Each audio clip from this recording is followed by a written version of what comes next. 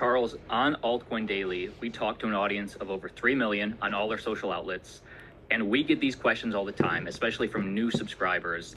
Like, what makes Cardano unique? How is it different than the other L1s? Obviously, I know Cardano versus Solana versus Ethereum, they're all dApp platforms, but what makes Cardano unique?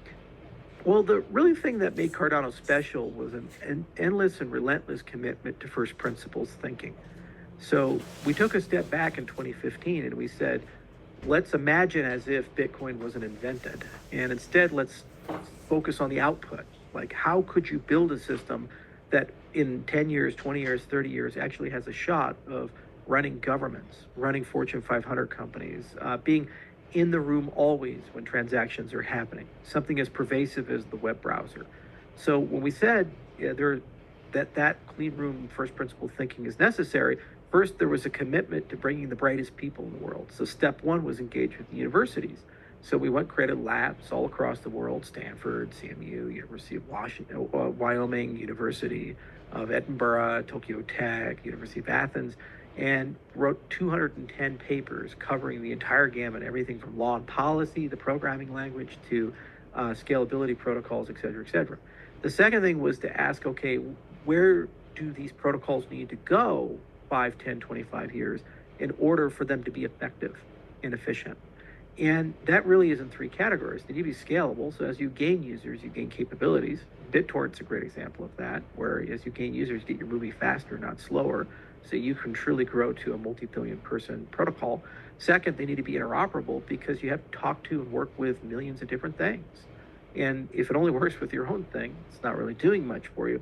And third, you need good governance, because the problem is if these are going to cover economic and political and social systems, the people using them have a right to have a say in the evolution and direction of them. Otherwise, you're going to hyper-centralize around a small group of gatekeepers. And then what's the point of replacing the old systems? You're just killing one king and you're anointing a new king. And you're like, oh, this new king's a lot better. No, I'm American. I don't like kings. Let's try to move beyond that. We had a bit of a disagreement about kings in the 18th century, and I think we won that fight. So that scalability, interoperability, and governance, we like to term a third generation of cryptocurrencies, the second being smart contract and the first being Bitcoin. And what we did with first principles thinking is apply all those papers towards trying to come up with not only a collection of protocols, but also a path to do that in a maximally decentralized way. The goal of Cardano is to be around and useful. And so we don't tend to look at things in terms of weeks and months or even years, but we tend to look at things in terms of decades. And in a decade since the project began, it's grown from nothing to millions of people and a $15 billion market cap and the most advanced on-chain governance system in the industry. In addition, we have the best long-term scalability approach and the best long-term interoperability approach with partner chains.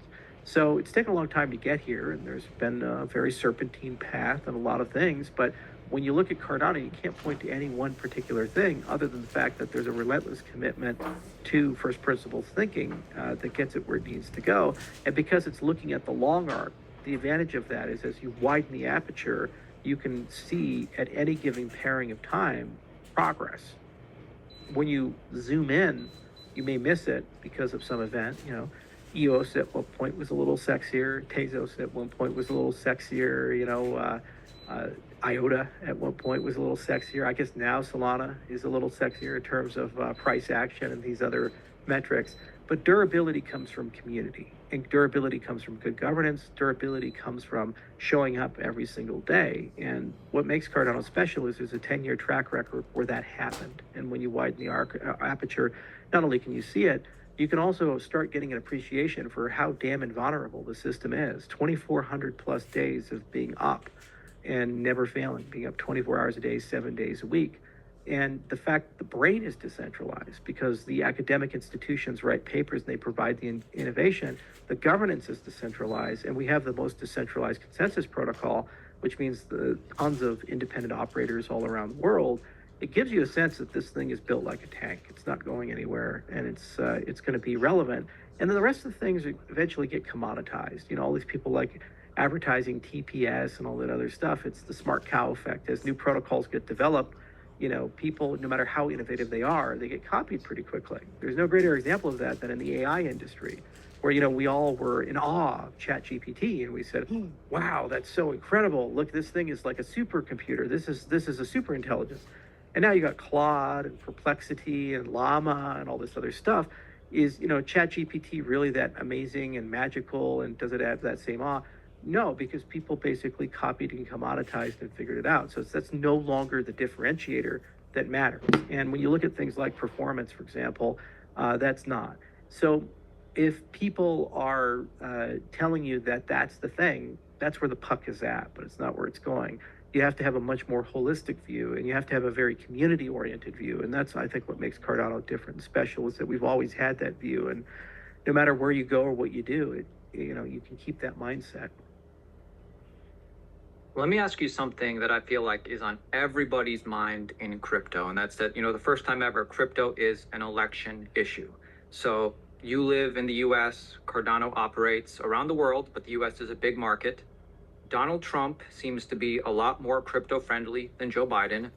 How would crypto in the US look like in a Trump presidency versus a Biden presidency? How big of a difference is there? In what ways? I'm not asking you to